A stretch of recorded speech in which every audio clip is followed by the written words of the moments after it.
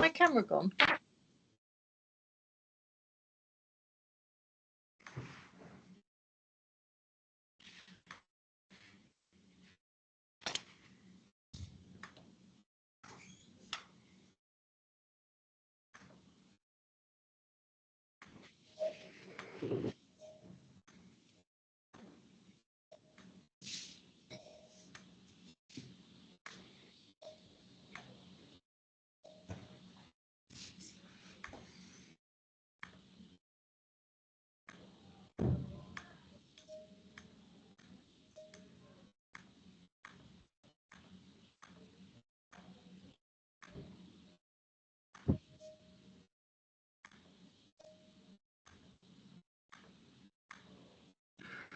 Good afternoon, everyone. We're just adding the last of you to the meeting before we start, so just a couple of moments.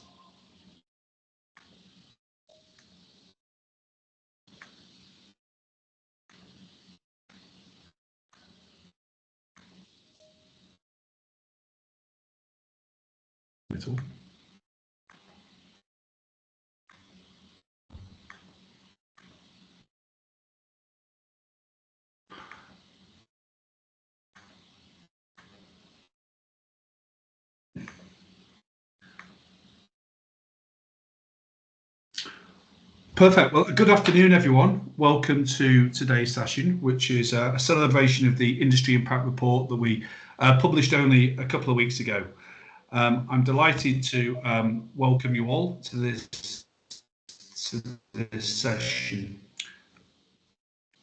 So for those of you who don't know us, we're the Insights family. We made it our purpose to inspire organisations to put kids, parents and teens at the heart of everything they do. And our mission is our business to become your business critical partner. But you know a lot about us, so I'm going to get into today's session because we've got an awful lot to cover. So essentially, the report that we produced was based on surveying 117 industry professionals from around the world. And what we wanted to do was to get a perspective in terms of what everyone was believing was going on in terms of the industry, the challenges and opportunities that they were being faced. And it's quite clear that the findings of the report have shown that it's certainly an industry which is going through a lot of change. In fact, the speed of change has probably never been as quick as it is today. And not only did we take the feedback from industry professionals, we also compiled some of our data as well to examine if the feelings of industry professionals was actually being seen in the data as well. So as way of an introduction, we're going to kick off today where we're joined by three expert panelists.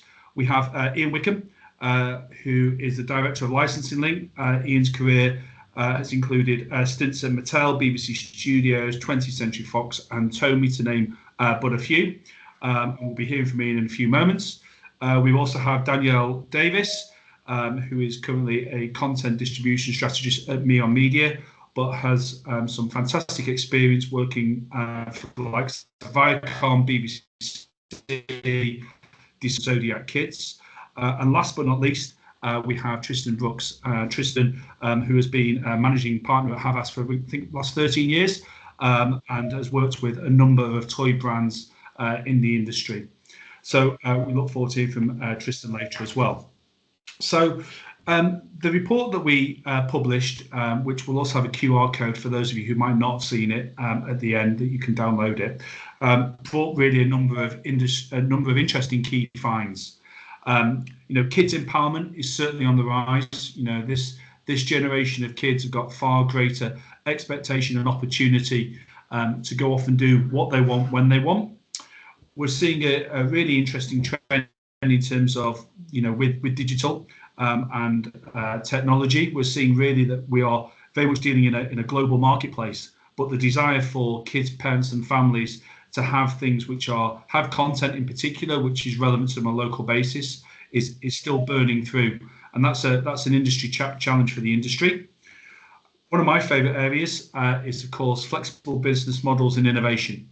You know, we see now that the role of audience is not necessarily linear. It's not necessarily just brands and audience. It's far more dynamic. And I think we're seeing that children in particular and the next generation of audiences have a far greater appetite for co-creating and co-collaborating with brands or media owners. And of course, it's tough out there. You know, the last few years have been challenging in terms of COVID, and I think a lot of resetting in terms of the retail landscape. And we're certainly seeing and hearing from you all that budget restrictions and the need to get more from what you're doing has never been more key. And I think all of these things, and with the speed of change, is meaning that when we look ahead, or when you all look ahead, what we're hearing from you is the fact there's a lot of uncertainty. A lot of uncertainty in terms of, will the business models that you've been operating for years and have been successful for a long period of time, will they still be the same? And funny enough, that was very much a point why in 2017 I set up the business, because I really believed that the speed of change was going to be significant, and those business models wouldn't. So look forward to talking about that through with our panelists. So without further ado, let's start looking at kids empowerment. So firstly, I'm just going to show a slide which comes from our industry survey. So this is what you were all saying. And I think just to summarise here, I think 3 key points I take from this is that, one, we have never seen financial empowerment like we have before, in terms of children having access to digital currencies, being able to sell online, and the rest of it. 2 is we've seen a speed of change. Things are coming and going far quicker than ever before in a very disruptive way. And I think thirdly is that children have never had such a self-awareness. They've never had so much ability to be who they want to be, where they want to be. And I think that has certainly a challenging environment and canvas for you all to be operating on. When we look at actually our data, we're seeing in terms of kids, entrepreneurialism is on the rise. You know, entrepreneurial vibes from a young age, and I think that's a really interesting area. I mean, particularly Germany, which is not necessarily one of the markets that we normally see in our data as being early adopters to things. We see that nearly 1 in 2 children are 1 in 2 tweens are making money through selling things, which is really just showing, you know, this whole new landscape that we have, and how children are adjusting to that. So when we get into kids empowerment, I would like to ask Ian, and actually ask all of the panels, but I'm going to start with Ian. So Ian, kids making lots of money is certainly on the increase. How do you think brands should recognise kids as independent consumers with their own purchasing power? Okay, thanks very much indeed, Nick. I think there are a couple of things that I wanted to focus on with regards to that particular point. I think from a branded perspective, a company's perspective, then it's important to blur the lines between marketing and entertainment, certainly within that audience and that age profile. You know, younger audiences tend to have limited patience with traditional advertising programs and marketing programs, but they will actively engage with content that kind of amuses and also sparks imagination. So it's good for brands to try and take that content and take the advertising campaign and merge the two together. It delivers ideally immersive storytelling, which kids spend a lot of their time involved with. Gamification is another way of doing it, and adding in an element of spice of humor as well associated with that. So I think in terms of blurring those lines, to get traditional, think about what those children are engaging with and action accordingly. The other piece I'd say was that treat kids as adults. I think, you know, we're seeing more and more tendencies that children, by getting more empowerment, being more autonomous, whether it's them selling products or whether it's them getting money from their parents as pocket money wanes, getting money from parents from doing tasks, activities on an individual basis. As that grows and continues to grow, then treat those children as adults as well. And I think from a branded perspective, businesses and their marketing programs and their engagement programs need to reflect that. Don't belittle what a child can now do. They are a young adult, but much younger than they used to be, so treat them that way. Excellent, thank you, Ian. I'm going to come to Danielle next. So given that empowerment and individuality are key characteristics, what do you think media brands need to consider when they're creating content that speaks to this young audience? Well, it's tricky. I mean, if I knew the answer, I'd be on a sun lounger and not talking to all of you lot. But I think it's, I think kids want to see themselves. So there has to be the diversity on wherever they're watching. But it's, where are they watching? And that's the sort of the problem that all broadcasters and platforms have. It's trying to find the kids in the first place and then making the content that suits the kids. There has to be the right diversity, but that diversity doesn't necessarily, I hate to say, but it doesn't necessarily travel globally. And without global partners, you can't finance your content. So it's a real juggling game of, it always comes back to money, but it comes back to, where are the kids? When you find where they are, YouTube or Roblox, what content can you make that will suit them? And like Ian said, kids are not kids anymore. Kids are, are older, but that's not what broadcasters want to hear. They want to still have preschool, 6+, 8+, and people still want to market to these ages because that's the old school that we're all so comfortable with. And we know, kids are still in school, they're still similar ages, they still have a target that they have to do, but that doesn't work when it comes to content anymore. So they need to find the right people to partner with to find the right content for the right age, for the right platform. And it's a minefield. Yeah, very interesting. And coming to you, Tristan, with industry professionals finding it very challenging to reach today's parents, as Danielle was saying, particularly through advertising, what do you think marketers, how do you think they find the balance to engage both kids and parents? Yeah, firstly, can you hear me? Because if you can't, if you're struggling, I might need to turn my camera off. No, all good. Okay. So just looking at the first part of that, so reaching parents. If we look at how the market has implemented over time, and the old model of you could deliver your audiences at scale, both kids and adults, parents through TV. That model has obviously changed, and it's been broken down through digital access and technology coming into the home. So we've seen that over a long period of time. But what's happening is that actually this fragmentation, there is a little bit of a pendulum movement back. So we've got, reach that's going to be coming back in terms of Amazon Prime Video, where all of a sudden we've got eyeballs that we didn't have before that are now available to us in a commercial way. In the same way that Netflix is 5% now commercial, out of 5% of households in the UK who have Netflix are on the commercial model. Disney Plus has 60% new sign-ups that are now on the ad fund model as well. So reach is changing, it evolves. So when we think about reach, I think it's more, what are we trying to do in the platform that we can reach them in? And there's a lot of data and access to that data for us to find those audiences.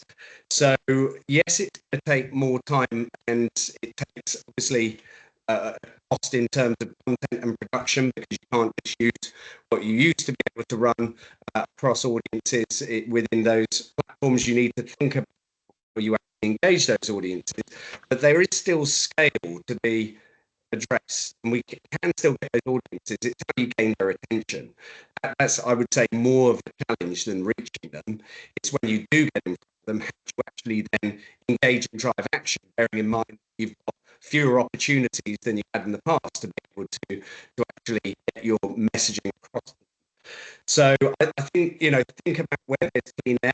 YouTube Shorts was the clean air last year in the UK, where, for example, within the toys and games category, there wasn't a lot of advertising noise that was going on in that space. So think about how you can get an advantage over your competition to be seen and be heard, to stand out.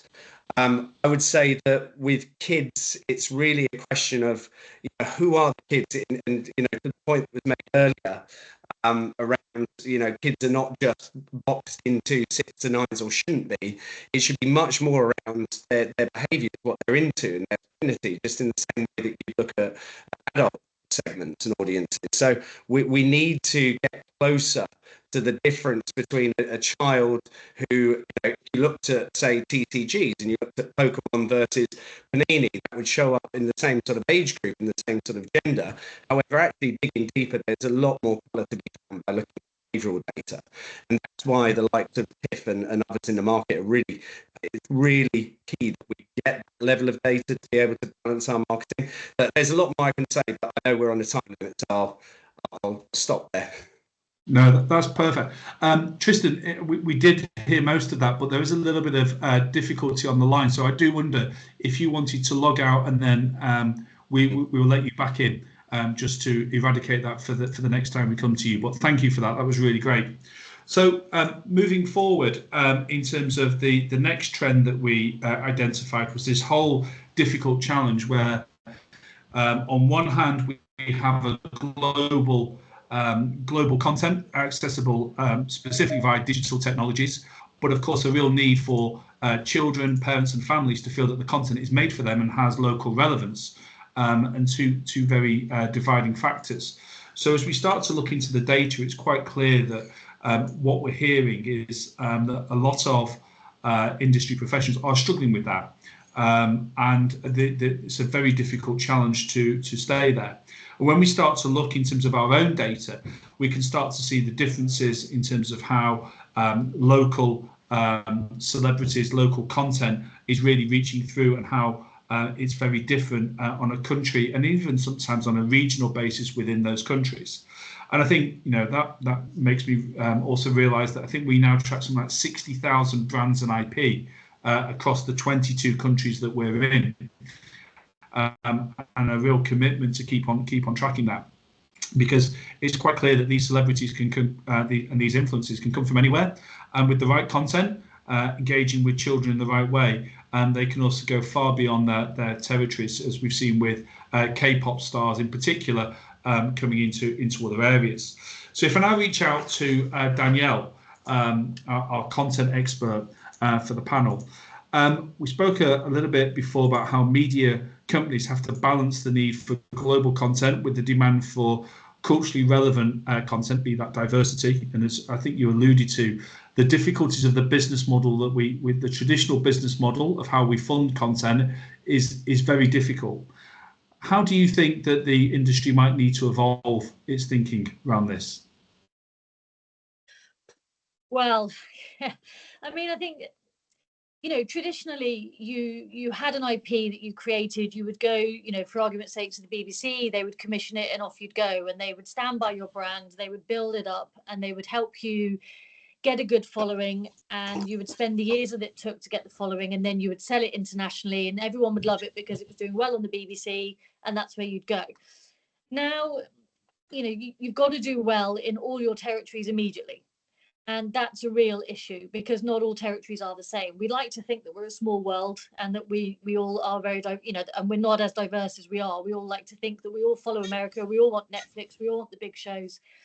But there has to be that local content. There has to be the local, and you know, maybe you work with your local celebs, but if you work on a main brand, and then you look at maybe doing your digital shorts more locally, and you make that more culturally relevant. You know, maybe there's an argument that formats need to be actually much bigger in the kids' world. So where we take, you know, Who Wants to Be a Millionaire, for example, and then we localize it. Why can't we do that with a kids live action series? Why can't we take the scripts and then put local kids into it? You know, we've been trying to do it for years, and kids have always said, you know, they won't read subtitles, they don't want to watch dubbed content, but the world is different now. They will, but they also, in that vein, they still want to see their own. So we have to have a cast that has somebody from every country and somebody with every ability to tick every box, so to speak. But why not build the formats out more? Why not embrace the live action? Why not make Stranger Things for a, you know, but in Spanish with a Spanish cast, or with a Middle Eastern cast for the Middle East market? You know, stop maybe focusing on your own and stop trying to sell your own, sell the format to it all. I mean, that sounds easier said than done, because money just isn't there. You need global partners to make all of your content work financially. But that is the ongoing issue. And for me, I think there has to be some focus on formats. There has to be localizing. Otherwise, it's just going to be short content on YouTube that's very cheap. It's going to be quick churn, which works. But that's what we're going to all be stuck with. And that's what's going to be the only content that breaks through, because it's the only content that can get made, because that's the only thing that anyone can afford. So somehow we need partners to start looking at new ways of working together. And maybe that's 6 different territories all going to film in the same location at the same time. So they cut down on the location costs, they cut down on the crew costs, but they still have all their own nationalities present. You know, if it was that easy, we'd all be doing it, but that's really something that I think has to be considered. Yeah, no, I think, you know, that's one of the advantages which AI technologies, the digital technologies can bring in, you know, to make those elements possible. But AI is a whole other world of scary argument for the broadcast world, because it puts us all out of a job, you know. So, but there are always positives to it. Yeah. And in terms of the collaboration with local influencers and creators, what role do you see that they're playing? Do you see them just there as a way to promote the content on a local basis, or do you see they have maybe a more strategic role? Both, I think. You know, with the right person, you know, helping you with your content. The issue you have, though, having been a broadcaster that has commissioned content, you know, when you partner with someone, you need to know everything about them. And that's where your data is wonderful. So you get to see the breadth of it. You get to see, you know, where all of their fingers are, what pies they're in, what they're doing. So you can be sure you're working with the right person. And that's really good. You need to know what their gaming background is. You need to know what their publishing background is. But you need to know who they are as a person. So you need to know what they're following, what their trends are, what they're doing. And then you can find the right content to work with them. That's good. The one concern from a content maker is whoever you partner with, you are then hoping upon whole hopes that they don't get cancelled. And that is a scary world that we live in, because if they make 60 episodes of something and then they go off and upset someone, your 60 episodes are on a shelf and no one will touch them, and you are millions in the hole. So it's scary. And so that's where accessing the data does help, because you've got a bit more of an idea of what you're working with, rather than, look, this person's popular, they're big on TikTok, let's go with it. You know more about them, and that's what you want, and that's where I think they can work locally and globally. Yeah, very good. Thank you, Danielle. That was really interesting. We're going to now flip to Ian in terms of a subject which is very much close to my heart in terms of new business models and innovation. So, sorry, just wait for the slides to catch up. So in terms of when we reached out to industry professionals, we very much saw how, you know, in terms of there's a very much an observation and a realization that today's kids and parents are extremely different. It's a whole new world that they're operating in, and industry professionals are finding that quite hard to adjust to.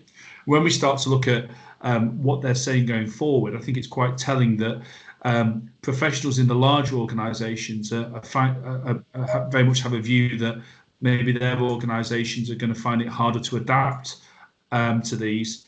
And you know, 84% of industry professionals believe that their organisations won't be operating in the same way as they are today. So when we start to look at our data and some of the brands and IP that are coming out there, you know, remember when we first spotted Fortnite in 2017? And quickly picked up on that as a real trend to observe. We're seeing how there's a very much a speed of change, and how I think all of you in your opening remarks commented about how children perhaps need to be perceived not just as children more, very much as little consumers or little adults, obviously with safeguarding and the right protection around them, but not necessarily looking at them as they were before in terms of content just for preschool or content just for tween. The fact that the lines between the different age groups are far more blurred, and children will develop at their own rates and find the content which is relevant to them. So when we get into that, Ian, what I'd like to come to you with is that huge rise of fandom. It's increasing significantly. How do you think brands can effectively capitalise on the opportunity of fandom, bearing in mind some of the regulations as well, which go around engaging to this audience, which are maybe not there with older audiences. Yeah, I think it's really interesting. I think Danielle hit the nail on the head earlier. I'll start with the fact that it's it's not just about linear TV with these programming anymore. So there's a lot more choice for kids to be able to watch product or watch content on various platforms and across multiple platforms. So in the olden days, when it used to be, you'll have products in the market because Barb ratings say that property has done really well on the BBC. Those days are long gone, and so there are many more ways in which that children can interact and brands can start to develop on that. Certainly with regards to fandom, and when you look at the numbers associated, your numbers associated with the movement from linear to YouTube and Netflix as the two big two, then this needs to be taken into consideration as well. I think the biggest part when it comes to fandom, it's all about your interest and your want to be associated with that brand or that TV show. So the first thing that comes to mind is obviously immersion. And it's around how do you immerse the consumer in different ways that's outside of that TV, that's outside of that content arena. So if it's your favorite TV show, whether it doesn't matter what platform it's on, how do you look at doing that? So the product mix, I think overall, is hugely important. And I don't mean if it's a TV show and you're targeting a 6-year-old or a 5-year-old or 4-year-old, it's a toy line. It's about other things. It's about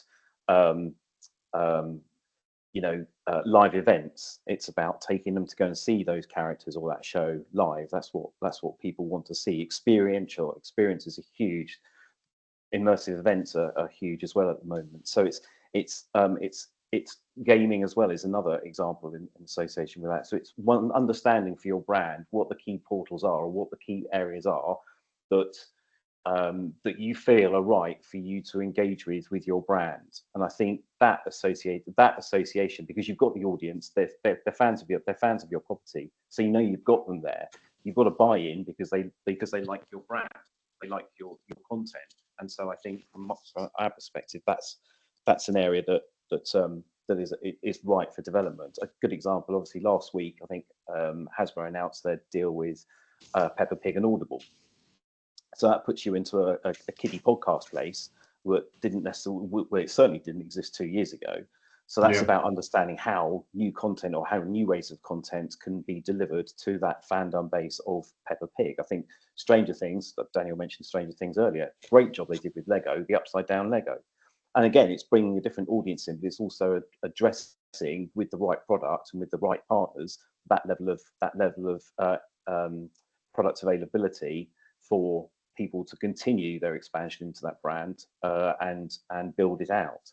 I think brands also need to take control and spend a lot of time assessing data on where kids are engaging with brands. So it's all very well me saying live events and immersive events, but I think that the brands themselves need to do more in terms of market research and market data to drive what's important to those kids, not just in their fandom space, but also outside of that, so they can start to fill some of those gaps within your brand.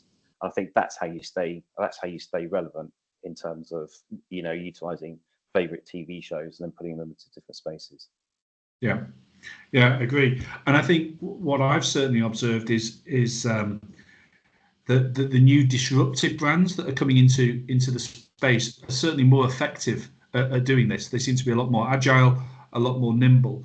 Do you think that the more traditional brand owners are finding it harder to stay relevant and appealing to today's kids? And is there anything that they could be learning from the disruptive brands which are coming into all parts of the family ecosystem, be it FMCG, be it content, be it platforms, and so on? Yeah, I think there are a couple of things there. I think first thing to mention is I think brands need to understand that diversifying between D2C and also bricks and mortar products to allow products depth and range to be available in different ways to different people and how they shop is actually really important in this. So disruptive brands, they might be focusing and targeting on what's going on for the now, whereas traditional brands might be structured in a way that they've always been structured, but having different variations and different product mix and having different range architecture for different shopping environments, I think is really important.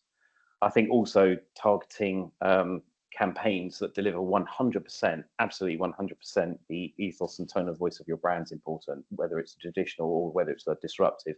If it's disruptive, it's going to be slightly messier because that's the nature of being a disruptor in the market.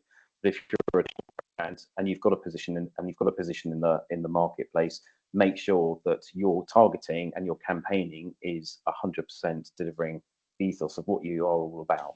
I also think in terms of product development and product life cycle, to keep things fresh is important too. I come from a background of toys, and so one of the things that we used to say within the product mix to keep your brand fresh was 60% of your range every season needed to churn to stay the same in the marketplace. Your positioning in the marketplace, that's a hell of a lot of PD to come through, which needs there's a whole thing within your data in terms of resource, finance, how to spend the money, where to spend the money when the pockets are getting tighter. But product development for me is absolutely crucial to a brand's life cycle and understanding the brand's life cycle. So I think that's important to it as well. Yeah, no, I agree. But I think, I'd also stress that for traditional brands need to embrace movement in technology. I know Danny mentioned it, or you brought AI up earlier, but there's a whole conversation around AI, but certainly AI, personalization, optimizing mobile technology, social commerce, you name it, brands need to be able to fill those spaces, because that's where those consumers that are into disruptive brands are going to be engaged. And so you have to be playing in the same space that those disruptive brands are also playing in, to make sure that you're shouting your head above the parapet still about what your brand is all about, but delivering those attributes and what the consumer likes about your brand, because you're a traditional business, you've been out there for a while, and you obviously want to retain that and further deepen the breadth of that consumer. Yeah, I'd agree. I think for the properties in the IP which is out there, which doesn't have certain parts of their ecosystem with content, be it gaming content, be it social media, essentially they're just leaving the back door open for other brands to come in. And if they're speaking their same language as the children and being disruptive and a sense of empowerment with their content, then I think that's one of the reasons why we're seeing it. And I think I've noticed in some other industries where as a kid, maybe Coca-Cola, as an example, would be producing content which would have resonated with kids, with changes in legislation and governments being quite harsh with some things. There's a whole debate about whether or not that, but I would take a view that you can't just stop kids from receiving advertising messages or content. It's about making sure that it's responsible, it's not making false claims, and it's as ethical as it can be. But with brands are maybe turning away from engaging with the younger audience. And we've seen very quickly, we put a case study out about this, I think about a year ago, how the Prime energy drink came from nowhere. And, you think of, your economics lessons, how you think of high barriers to entry in terms of, would you ever thought of a new brand coming in and coming away and taking market share from Coca-Cola so quickly? You'd have thought that was impossible. But they very quickly developed content which engaged with a younger audience, which maybe Coca-Cola have not been doing as much as they were in the 80s, 90s or early noughties. So maybe a topic area for a future debate. Well, thank you, Ian, for that. I was just going to add to that, Nick. I think you're absolutely right. And I think another great example is Bratz versus Barbie at the time. Yeah, I think a young disruptive girls brand comes into the market and takes huge share away from Barbie at the time, and there was no way, because of the size of the business and the way it traditionally viewed itself and operated, there was no way it could turn that ship quickly. Yeah. Anyway, sorry. No, thank you. Now we'll move on to the next session and over to Tristan. So hopefully his technical issues have gone. I mean, I think this is the magic 8 ball. This is why I think everyone's logged in for this particular area, talking from Tristan to find out how we do more with less. How do we overcome the budget restraints which a number of organisations are dealing with at the moment? So in terms of what our industry impact report came up with, was the fact that budget restrictions are a key obstacle which people are facing out there. I think that's been an issue that we've been facing for the last couple of years. In all organisations, maybe more so as you would expect with smaller organisations, have been having to deal with a lot. Certainly been a lot of issues over the last 3, 4, 5 years that we've had to deal with as an industry. And I think what that really means, it's about doing more with less. It's how you become more effective, how you sweat your assets, sweat the budget that your investments to make sure you get as much as possible. And of course, I would always talk about the one area which is critical there is your market intelligence, because if you know who you're targeting and you know where they are, then you can be a little bit more laser focused as opposed to just hoping and firing and taking a scattergun approach. So Tristan, let me come to you. So how do you believe marketeers can navigate budget restrictions that they're faced in 24 and maximise return on investment while trying to maintain a fairly effective media presence across so many diverse media channels? Do you think it's a combination of just picking the ones that resonate with your audience, or do you think there's a more strategic approach that brand owners and organisations should be considering? Well, firstly, just to check if you can hear me all right, I've turned my camera off. We can hear you perfectly. Thank you for that, Tristan. Great. Okay. And thank you also for teeing this one up as the meaty one that people are here to see. So no pressure on this one.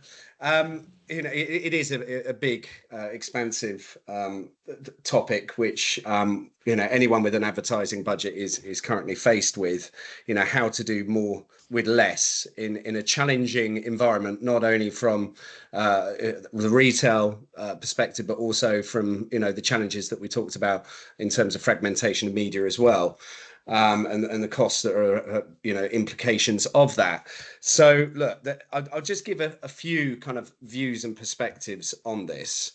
I would say don't spread yourself too thin. I think there's this trap that we can get caught up in, which is producing media plans that aid, selling to retailers, and there is a kind of a tactical reason for that as well, of course. But when it comes to actually then, delivering those media plans, I think we've really got to look at how maybe actually if you were more focused with what you're trying to do and really get down to the nub of what it is you're trying to do at this point with this audience, then it should hopefully rationalize and get to a place where you're not spreading yourself to a point where your campaign's not going to be seen or effective, but actually we're being really laser targeted on, right, what is the core KPI of this moment? So say, for example, is it engaging a child at the start of the kickoff, but doing it in a way where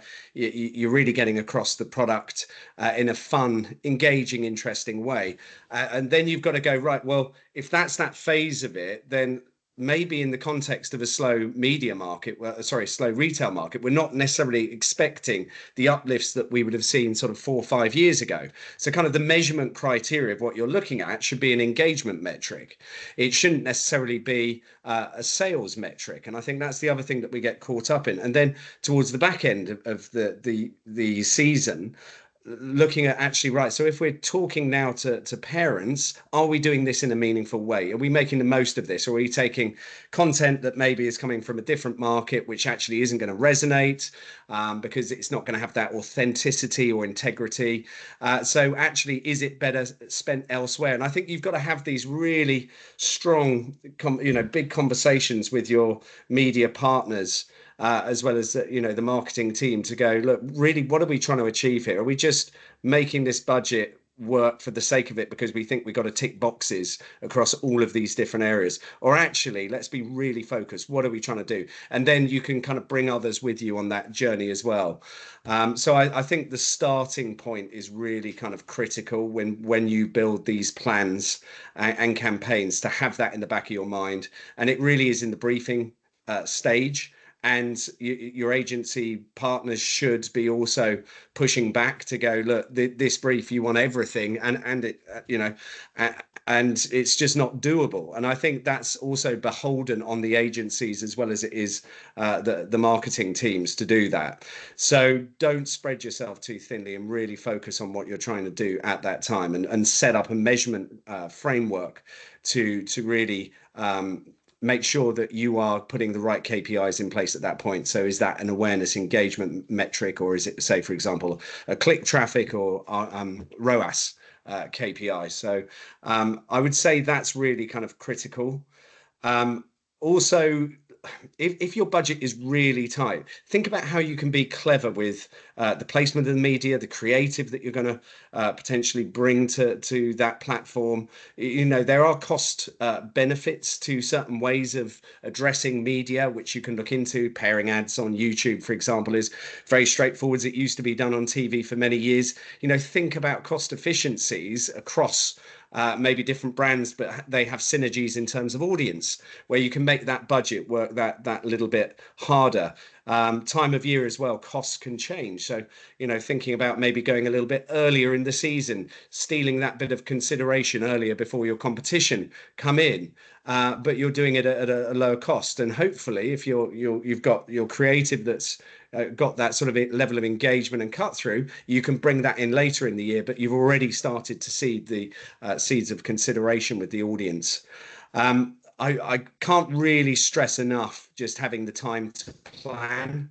And, you know, because it is a tough market, because, you know, we know that budgets are also, they're getting approved later on in the season as well. And we hear that's because the retailer selections are taking longer to take place. So, you know, but you can start planning ahead of the budgets. You can start to think about, right, well, these are the lines we're going to support this year, and how are we going to do that? And you can start to build the framework for that upstream of when you actually get the budgets.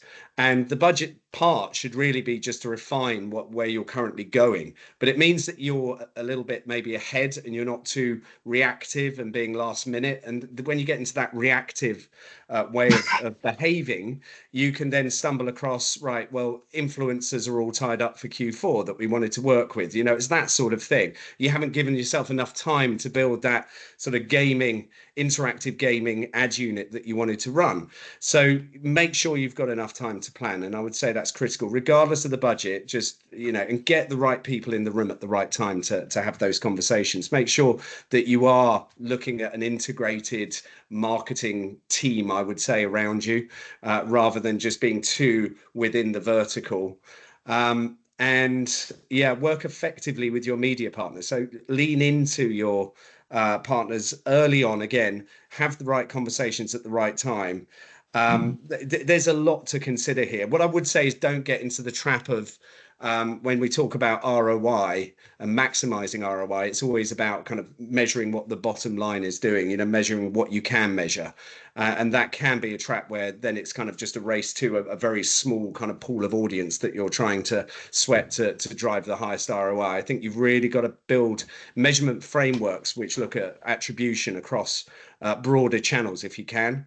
So, and I know there can be costs attached with this. Amazon, for example, has just launched its marketing cloud, which gives that sort of capability from an Amazon perspective. So there are options out there, and I'd review your options in terms of how you're going to actually measure what ROI means in the context of the campaign.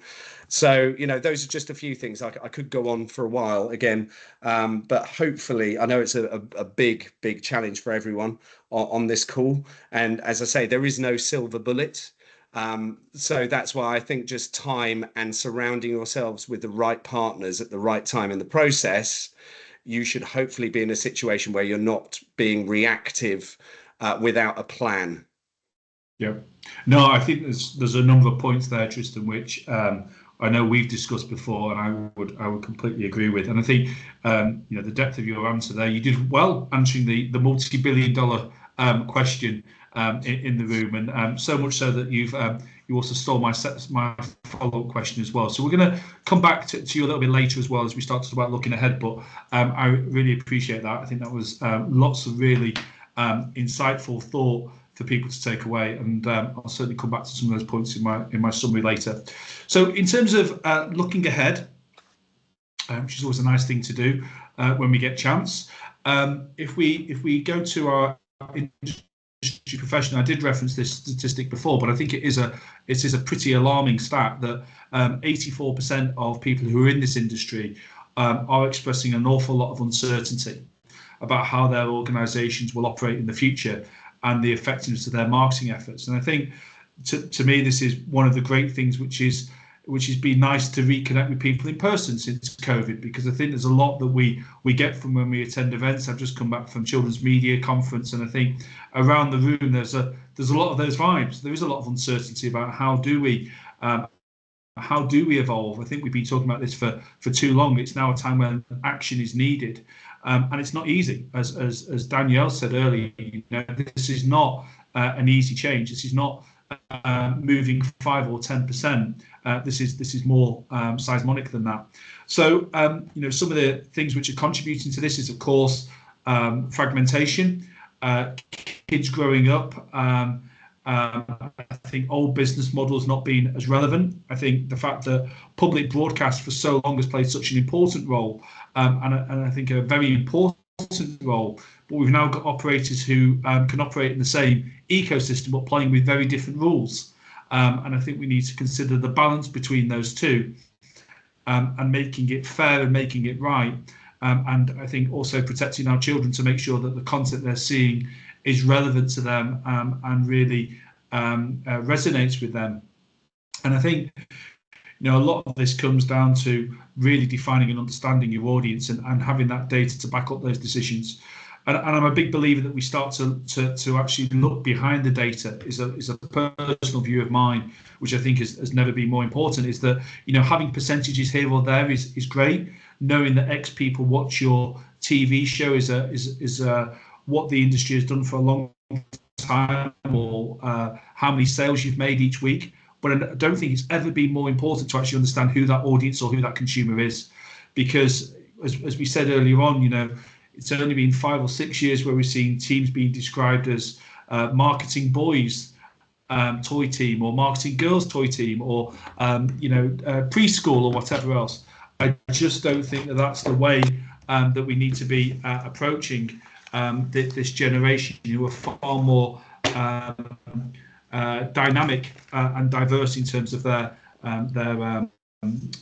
evolution. So let's close out with our final conversation to really look at. Which I'm going to reach out to all of you. I'm going to come to Danielle first, then I'm going to come to Ian and Tristan. So the economic climate is certainly a challenging one, as we've discussed throughout the presentation. How do you think organisations can drive efficiencies to be in the best place moving forward? And I'm sorry, Danielle. I'm going to ask the same question to each of you as well. So I'm just going to repeat that as well, because I think I might have cut out. So we know that it's a challenging economic climate for us all. How do you think organisations are the best place to drive efficiency?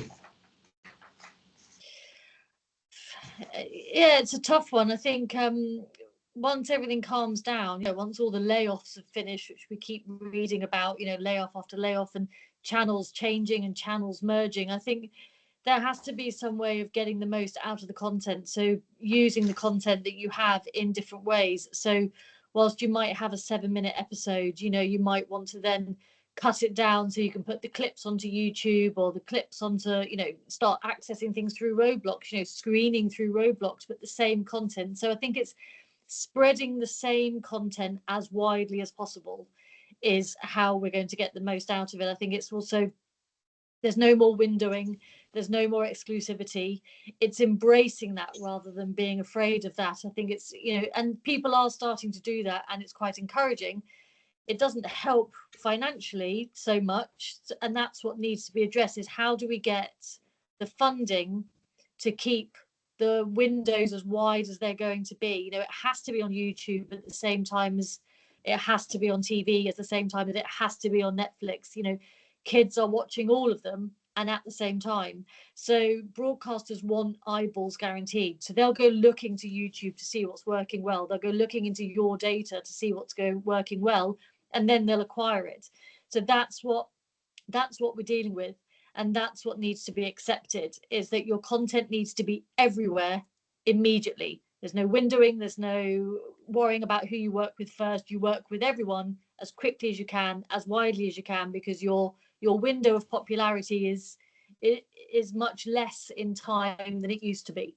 So I think you've got to be, when you hit the ground with your first bit of content, you have to have everything ready, your full 360 ready, so you can do it all at once. That's the only way any content will survive, I think.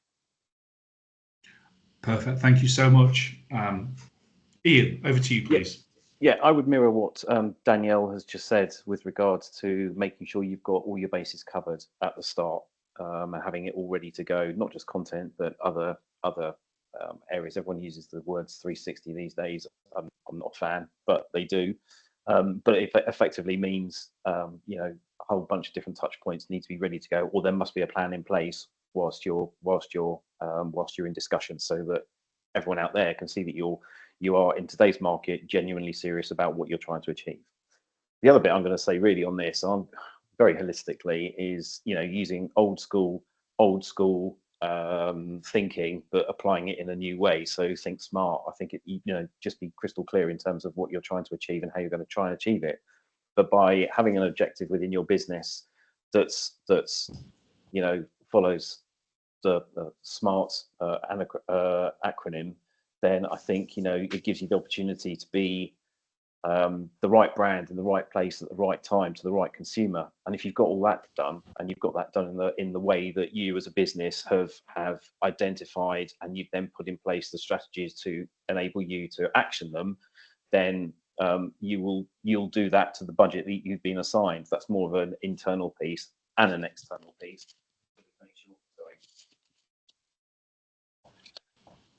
Earpieces fell out. That doesn't help. Ears are too big. So yes, I think it's about, you know, just being very, very crystal clear in terms of what the constraints that you're working with, but be very, very clear about what your objectives are and about how you set them in the current environment. And each business will have their own ways of being able to achieve that. I think that, you know, driving in a smart way, or working in a smart way, is key, absolutely key. That hasn't changed. It's just in a different environment. Yeah, no, very good. Thank you, Ian. That was great. And Tristan, can we come to you, please? Sorry, yeah. I on this, I'm coming at it obviously very much from the marketing perspective here, and from what we've seen, where there's a level of opportunity, I think, for companies to lean into service providers more here, because as Danielle was saying, you know, we're in a period where we're seeing layoffs that are happening, and it is touching many areas of many businesses, including marketing teams as well. So when you are in that situation, you know, the resource is not there, or your time is being taken up in 101 different ways. It's how can you work with partners in a smart way that alleviates that, but also can help drive performance or insight, or bring, you know, a new way of thinking, but certainly support in terms of time resource. So that's certainly something that we're seeing more of. I think also when you're doing this process and you're going through the marketing process, we see a lot of inefficiencies with changes as they happen. So as much as I know change does happen, and you've got to obviously react to that change, just the companies that seem to set up the framework earlier on in a way where the objectives are very clear, everyone knows what they're working towards, they seem to be the ones that are dealing or making things more efficient through the marketing process. And, you know, as part of that, just, you know, cutting meeting times as well with outside providers.